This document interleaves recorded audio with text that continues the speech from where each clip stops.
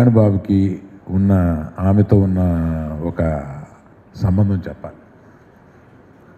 ముందు కళ్యాణ్ బాబు గారి గురించి చెప్తాను.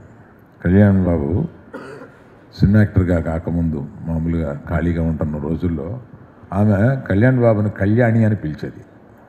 బాబు కళ్యాణి చక్కగా ఉన్నావు, నువ్వు సినిమాల్లో చేయొచ్చు కదా అంటే నాకు ఇబ్బంది అండి, నాకు సిగ్గండి ఏదో చెప్పేవాడు. కాదు నాయన, నువ్వు సినిమాల్లో చేయాలి కళ్యాణ్. ఇది కళ్యాణ్ బాబు గారు కూడా ఒక స్పీచ్లో చెప్పారు.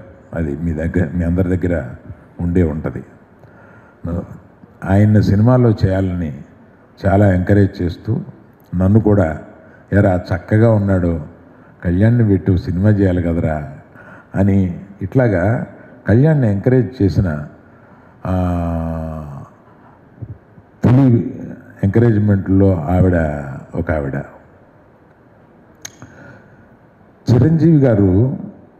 ఎంతటి పెద్ద స్టార్ అయినా, ఎంత మెగాస్టార్ అయినా కుటుంబ సభ్యుల దగ్గర ఆయన ఎట్లా ఉంటారో మీ అందరికీ తెలియంది కాదు, కొత్త కాదు.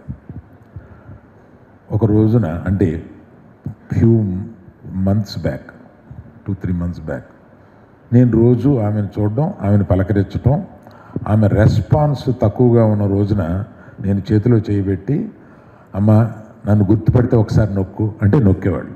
అంటే నన్ను గుర్తుపట్టిందనమాట.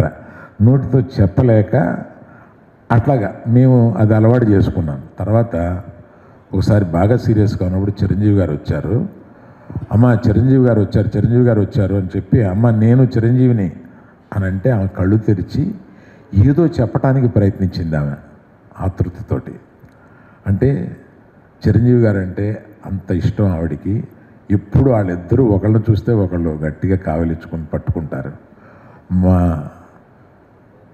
తల్లిని అంత ప్రేమగా చూసుకున్నారు చిరంజీవి గారు. వాళ్ళిద్దరికీ అటువంటి సంబంధం ఉంది అని చెప్పి చెప్పడానికి ఇలాగ ప్రతి ఒక్క ఫ్యామిలీ మెంబర్స్ గురించి మనవలు పైకి వస్తున్నప్పుడు ఆవిడ చెప్పిన మాటలు కానీ ఇవన్నీ సుదీర్ఘం అయిపోతుందని చెప్పట్లేదు. అటువంటి తల్లి కడుపును పుట్టడానికి నేను ఒక గొప్ప అదృష్టవంతుడి కింద భావించి మీ అందరికీ నమస్కారం తెలియజేస్తాను. Thank you.